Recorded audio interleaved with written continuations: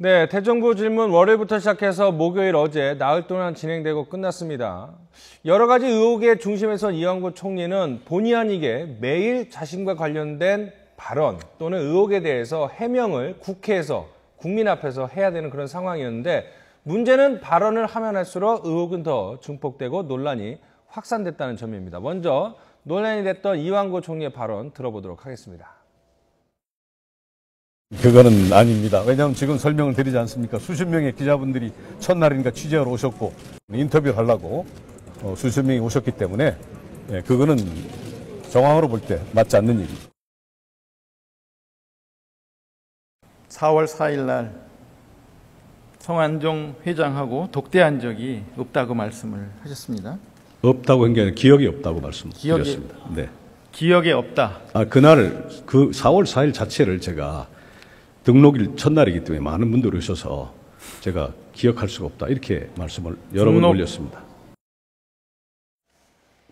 자, 그러니까는 재보궐선거 때 후보 등록한 첫날인 2013년 4월 4일 날 고 성완종 전 회장이 이완구 당시 후보의 사무실에 찾아왔느냐, 거기서 3천만 원을 줬느냐 그 문제인데 3천만 원을 주고받기 이전에 성완종 전 회장이 찾아온 사실 자체가 없다라고 얘기를 했습니다. 그런데 시간이 흐르면서 없다가 기억이 없다, 정황상 없다, 큰 틀에서 없다 이렇게 말이 계속 바뀌니까 과연 무엇이 진실인가? 총리 자체가 본인의 일정 자체에 대해서 혼란스러워하기 때문에 국민들도 혼란스러워할 수밖에 없겠죠. 그런데 자, 의도적으로 이렇게 좀 축소를 하려는 어떤 의혹의 당사자의 심리일까요? 아니면 진짜 기억이 안 나거나 사실이 아닐까요? 어떤 가능성이 높다고 보십니까? 그런데 우리가 보면 사실은 이 기억력, 자신의 기억력이라는데 사람의 기억력은 이게 좀 믿을 바가 못 된다. 일단 이렇게 전제를 해야 되겠죠. 그래서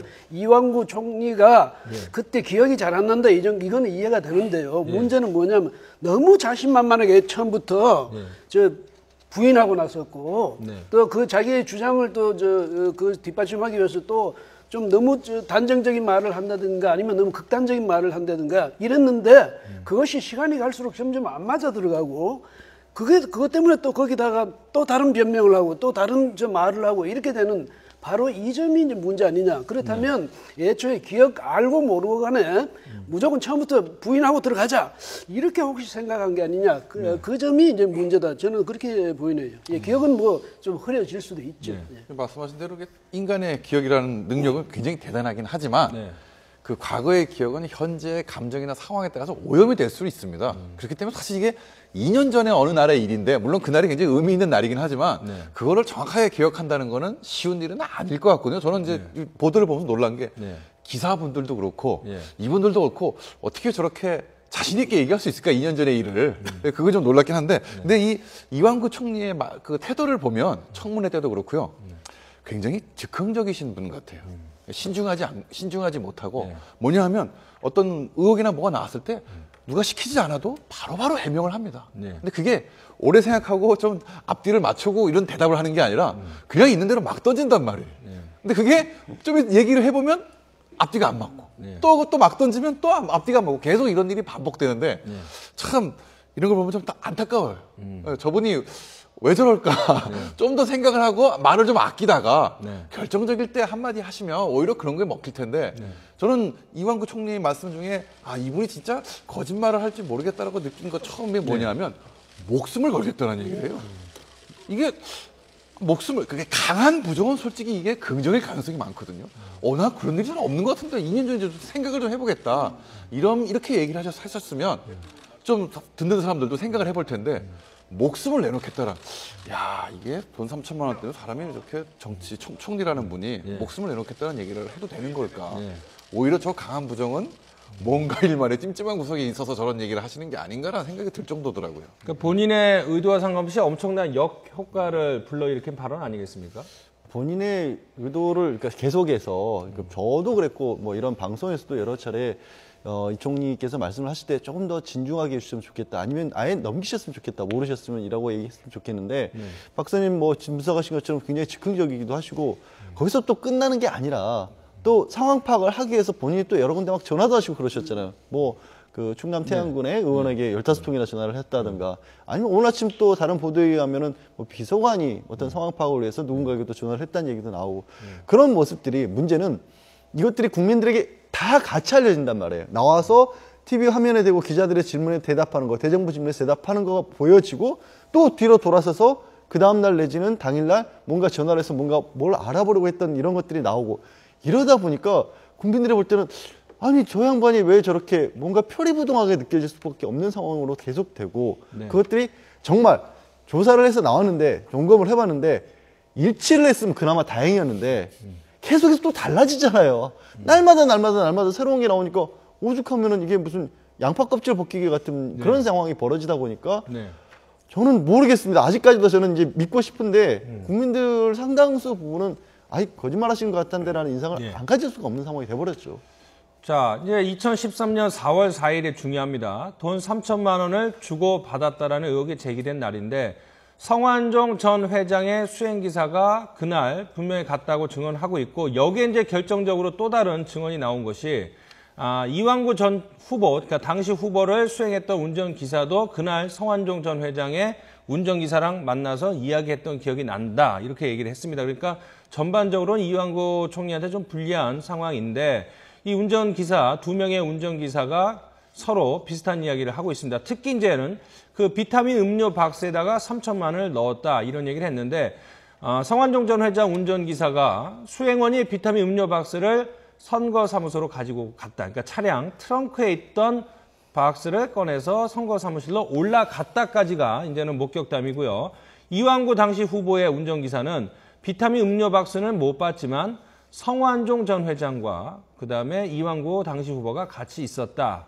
자, 이렇게 되니까 겹치는 부분도 있지만 가장 결정적인 건 어쨌든 간에 성완종 전 회장 이야기는 독대를 해서 줬기 때문에 주고받은 거는 당사자들밖에 모르지만 그 저간의 흐름을 봐서는 충분히 의심을 할 수가 있는데 모든 사실을 이완구 총리가 부정을 하면서 그러니까 처음서부터 성완종 전 총리를 만난 것 같기는 하다.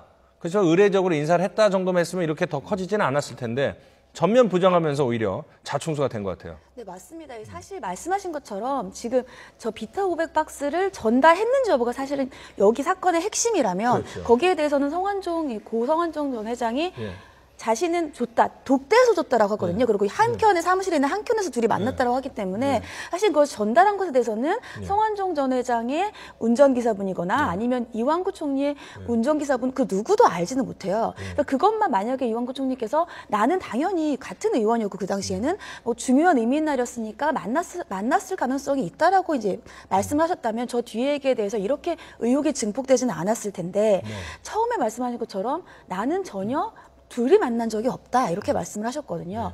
그러면 그 진술에 대해서 이제 의혹이 제기되고 진술의 신빙성이 떨어지는 거죠. 진술의 말이 일치되지 않은 부분은 사실은 그냥 변호사 입장에서는 저런 날 같은 경우에도 예전이기 때문에 기억을 못할 수는 있습니다. 그런데 만약에 저렇게 중요한 본인에게는 굉장히 중요한 이슈인데 지금 나가서 거기에 대해서 대정부 질의하는 데서 대답을 할 정도면 그 전에 생각은 해보셨을 거예요. 내가 정말 그날 만났을까? 그래서 보통의 진술에 대해서는 그것보다는 저게 나가서 대답한 거는 좀 덜 헷갈릴 수 있는 그런 여러 가지 사실관계들은 있지만 본인이 그냥 말이 왔다 갔다 하실 수는 있어요. 왜냐하면 예전의 기억이니까. 근데 거기에 더해서 다른 사람들의 증언이 점점 나오는데 그것이 성 전 회장의 운전기사분의 증언은 비타 500 박스를 봤다까지예요. 그리고 그 밑에 자신의 이완구 총리의 운전기사 얘기는 나는 성 회장과 이완구 총리가 그 당시에 함께 있었던 것을 봤다. 하지만 이완구 총리 측에서는 그 운전기사는 1층에 있었기 때문에 내가 직접 만난 걸 볼 수는 없다라고 했지만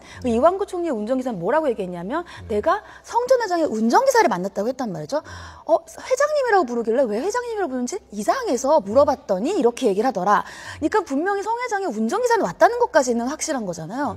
그럼 모든 것을 다 해봤을 때 과연 지금 이완구 총리께서 하시는 말씀이 정말 본인이 말하는 게 더 맞는지 어느 쪽에 진술이 엇갈릴 때는 어느 쪽의 진술이 더 맞는지를 우리가 생각을 해야 되는데 그중에서는 이완구 총리의 말이 지금은 좀 덜 신빙성이 있지 않는가라는 말인 거죠. 자, 코스닥 지수가 7년 4개월 만에 700선 돌파인데 전국은 상당히 혼란스러운데 뭐 코스피 지수가 뭐 한 4년 만에 2100 돌파한다는 거 며칠 전에 속보로 전해드렸었는데 코스닥 지수가 7년 4개월 만에 700선 돌파니까 뭐 전국이 혼란스러운 거와는 별개로 돈의 흐름은 원활하게 굴러가고 있다. 뭐 이런 속보를 좀 전해드리면서요.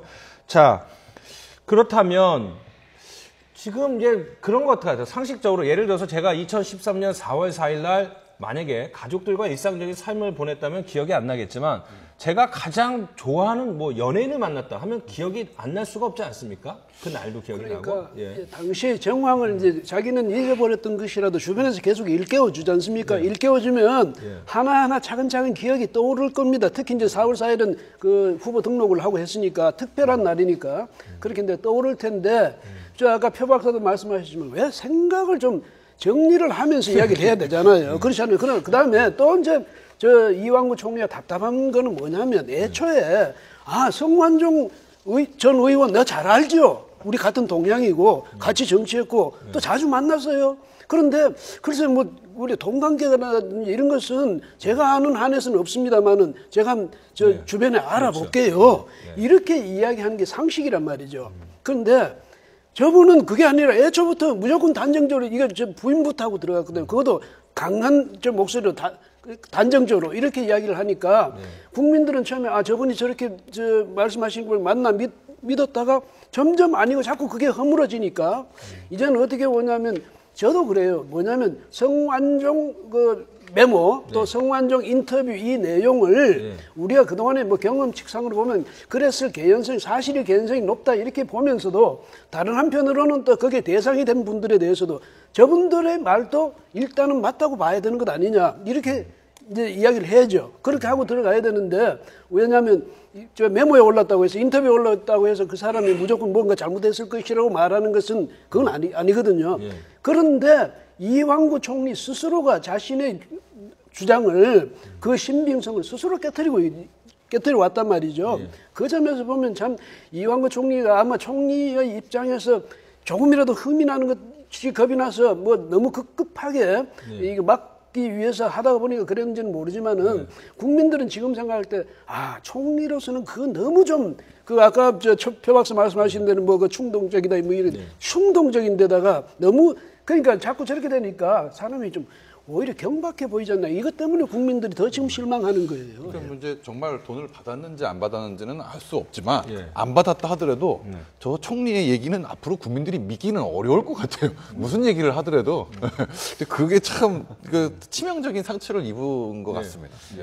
이럴 가능성 저는 정말로 총리께서 왜 기억이라고 하는 것은 사람의 기억이라고 하는 것은 얼마든지 조작될 수도 있고 달라질 수도 있고 사람마다 같은 일을 겪어도 매번 다른 진술하는 게 또 기억이에요. 저희가 이제 일을 하면서도 어쩜 이렇게 같은 일을 겪고 상방이 전혀 다른 기억을 하고 있지 하는 경우들 저희 변호사들도 그런 경우를 종종 겪거든요. 근데 뭐가 달라지냐면 이 총리 입장에서는 특별한 날도 아니었고 중요한 사람도 아니었고 그냥 주변에 가까이 있고 하긴 하지만 그냥 그런 사람 정도로 자주 만났지만 친하지 않고 자주 만났지만 내 입장에서 이 총리 입장에서 중요한 사람이 아니고 그날도 액수가 사실 액수도 3천만 원이라면 어떻게 보면 정말로 받았다면 또 그렇게 크지 않은 돈일 수도 있거든요. 그냥 뭐 잊어버릴 만한 정도. 이렇게 생각하지 않는 한 해명이 안 되는 상황인 거죠. 근데 저는 얼마든지 이것도 뭐 극단적인 가설이지만 가능하다고 봐요. 이 총리 입장에서는 뭐 그냥 옛날부터 34년 전부터 알았다고 하죠. 일본 오늘 보도에 보면. 그런데도 불구하고 친하지는 않은. 우리 그렇지 않습니까? 주변에 가까이 있다서 다 친한 건 아니니까. 그렇게 생각하지 않는 한은 도저히 답이 안 나오는 상황인 거죠. 자, 그런데 뭐 주변 사람들의 뭐 약간 이완구 총리한테 불만이 있어서 그런 건지 아니면 진실을 위해서 노력을 하겠다는 차원인지 이완구 당시 후보의 운전기사가 계속 중요한 증언들을 하고 있습니다. 물론 일방적인 주장이긴 하지만 4월 4일에 대해서 그날 사무실에서 성완종 회장님이라고 하는 비서와 이야기를 나눴고 그동안 두 사람은 안에서 만났던 것 같다 이렇게 얘기를 했는데 문제는 이제 이완구 총리의 뭐 비서관인가요가 전화를 해가지고 보좌관인가요? 전화를 해가지고 뭐 그런 얘기를 처음에 하지 않았는데 갑자기 말을 바꿨다. 그 이유는 뭐 취업 청탁을 했는데 안 들어줬더니 섭섭해서 그런 것 같다라고 하는데 그 말 자체가 사실일 수도 있겠지만 이런 얘기를 이제 총리실이나 아니면 그 총리를 모시는 사람 입장에서 나온다는 것도 이 국면에선 별로 이렇게 바람직하거나 설득력 있어 보이지는 않아요. 그러니까 총리실 비서관에서 말씀하신 내용으로 기자회견을 했고 예. 저 얘기 보도가 잘못됐다는 내용으로 기자회견을 했고 또 오늘 아침 보도를 보면 그 기자회견이 다시 잘못됐다고 또 그 비서가 전 운전기사가 얘기를 한 거예요. 이렇게 되면 국민들이 어떻게 믿을 수가 있겠어요. 그리고 아까 최 변호사님 얘기하신 것처럼 그 전직 운전기사였다는 분의 진술이 굉장히 구체적이에요. 뭐 우리가 악마는 디테일이 있다고 하는데 저게 그러니까 우리가 왜 그 사람의 말에 신빙성이 있다라고 할 때 사건의 중요한 부분에 대한 기억 말고요. 주변 정황에 대한 기억들을 하고 있을 때 저거는 정말로 그 사람이 기억하고 있구나라고 생각을 할 수가 있는 거거든요. 말씀하신 것처럼 그 송환종 전 회장의 비서관은 아니 왜 당신은 의원이라고 안 부르고 회장님이라고 부르냐. 그러니까 굉장히 뭔가 본인이 생각하기에는 특이하고 재밌다, 이상하다라고 생각해서 그래서 그걸 확실하게 기억하고 있다는 거 아니겠습니까? 이런 부분이 정말 그 어떤 신빙성을 주는 거고 여러 가지 사건에서 운전기사의 증언이 결정적일 때가 많잖아요. 그렇죠. 이번에도 그런 양상으로 또 흘러가고 있는 것으로 보여요. 자, 논란이 됐던 이완구 총리의 대정부 질문 답변 또 한번 들어보도록 할 텐데요. 뭐 그러니까 이번에 엄청나게 이제 질타를 많이 받았는데 한번 들어보도록 하시겠습니다. 2012년 1월에 19대 총선 앞두고 개최한 홍성 출판 기념회에 고 성환종 회장 참석하셨죠? 화면 보시면 나란히 계신 거 보입니다. 참석한 거 기억하시나요? 2012년 1월 5일, 1월 6일, 1월 9일 대전, 홍성, 청양 세 곳에서 3,000명이 다녀갔습니다. 그래서 제가 어떠한 분이 오셨는지 정확하게 사진 그때 고 성환종 회장으로부터 돈을 안 받으셨습니까? 예, 그런 거 없습니다. 책값도 받지 않으셨습니까? 책값이 10,000원이니까요. 예, 그 함을 갖다 놓고 있지 않습니까? 완사모가 2013년 송년회를 온양호텔에서 했습니다. 알고 네, 계신가요? 온양이 제일 큰 호텔입니다. 온양호텔 주인이 누굽니까? 네, 온양호텔 주인이 누굽니까? 네, 성환종 회장입니다. 자, 그러니까 완사모는 이완구를 사랑하는 모임 완사모가 있는데 완사모에서 2013년 송년회를 한 호텔이 온양호텔인데 성환종 회장, 전 회장이 주인이다. 뭐 이런 얘기가 나오고 있는데 상당히 뭐 이완구 총리는 대수롭지 않게 뭐 그럴 수도 있지. 그게 뭐냐. 뭐 이렇게 반응을 하고 있네요. 이것만 갖고서 사실 뭐 의혹 제기하기는 좀 어려운 면이 있습니까? 의혹 제기하기는 그렇죠. 무리지만은 무슨 얘기냐 그 몰아가는 어떤 인상을 주느냐 하면 네. 성환종 그 전 회장에 대해서 정말 잘 모르는 사람이다, 친하지 않은 사람이다. 또 심지어 거기 같이 옆에 한 출판 기념회에서 같이 있는 사진까지 나왔는데도 글쎄 기억이 안 난다 이러면서도. 그 온양호텔 누구 건지 아냐 이럴 때는 또 이제 그거는 부인할 수가 없으니까 또 아주 예사롭게 또 성환종 회장 거다고 이렇게 이야기하거든요. 그렇게 말할 정도 되면 성환종 회장을 평소에 잘 알았다는 얘기죠. 네. 적어도 자신이 그렇게 생각 안 하더라도 아까 양 변호사 말씀처럼 그 이완구 총리가 생각하는 성환종하고 성환종 전 의원이 생각하는 이완구하고 또 다를 수가 있거든요. 그 점은 충분히 이해가 되는데 문제는 소위 말해서 둘이 잘 나갈 때 또 친분 관계 또 다를 수 있겠죠. 예, 그런데 저분이 너무 그러니까 이완종 총리한테 좀 죄송한 이야기인데 이완구 총리한테는 그 말씀하시는 거 보니까 이 말 재주가 너무 앞서간다 이런 느낌을 줘요. 그 점이 바로 이완구 총리의 신뢰성을 떨어뜨리는 요인이 된다. 이래서 앞으로는 좀 말씀을 하실 때 좀 차분하게 잘 생각해 보시고 말수를 좀 줄이시는 게 오히려 신뢰성을 높이는 길 아닌가 이런 생각이 듭니다. 예. 그 당사자들한테는 조금 뭐 안 된 말이긴 하지만은 메모의 힘, 기록의 힘을 엿볼 수 있는 사건이 이번이 아닌가 해요. 물론 경향신문과 의도적으로 전화통화도 했고 녹음을 하도록 했고 8명의 이름이 담긴 그 메모도 남겼지만 뭐 비망록 이런 것들, 그러니까 꼼꼼히 기록하는 습관이 자신의 주장, 죽어서 남기려고 했던 주장을 입증하는 그런 증거들이 되고 있는데 이런 가운데 그래서 김기춘 전 청와대 비서실장이 말을 바꿨다 이런 논란이 있었고 본인도 당사자도 조금 실수를 한 거 있다라고 인정한 부분도 있습니다. 이게 다 이제는 그 성환종 전 회장이 남긴 기록들 때문인데 한번 보도록 하겠습니다. 처음에 이제 김기춘 전 실장이 이 사건 불거졌을 때 대통령 비서실장이 된 이후 성환종 전 회장을 만난 적이 없다. 이런 얘기를 이제 사건이 처음 초반이었던 4월 10일 날 이런 얘기를 했습니다. 그러다가 4월 15일 날 4월 15일 날은 수요일이죠. 오래전 일이라 기억이 안 난다. 그러다가 어제는 착각했던 것 같다. 충청도 출신 의원 5명과 저녁 식사를 했지만 돈은 안 받았다. 이런 얘기를 했습니다. 그러니까는 뭐 이것도 큰 틀에서 이제 10만 불을 받았냐 안 받았느냐의 문제와는 좀 별개인 사건이긴 하지만 어쨌든 간에 8명 모두 다 친분관계가 없다. 김기춘 전 실장은 대통령 비서실장 되고 만난 적 없다고 했는데 성완종 전 회장이 남긴 비망록 때문에 사실들이 조금씩 추가가 되거나 말이 조금씩 바뀌고 있는 상황입니다. 그러니까 이 사실은 말씀하셨지만 뭐 메모나 비망록의 힘이라고 하는데 사실은 메모나 비망록만 있었으면 그렇게 큰 힘은 없습니다. 네. 물론 진술만 있을 때보다는 메모나 비망록이 그렇죠. 있으면 좀 더 네. 증거력이 커지겠지만 네. 그것도 결국은 성완종 전 회장이 혼자 작성한 거거든요. 그래서 만약에 거기에 있는 내용이 처음에 메모만 발견되었을 때는 아마 그 이후에 뭐가 없었을 거라고 전제를 하셨을 수도 있고요. 그것만 봤을 때에는 그것만 부인을 하면은 됐을 수도 있다라고 생각을 하셨을 수도 있고 그거는 저는 모르겠습니다만.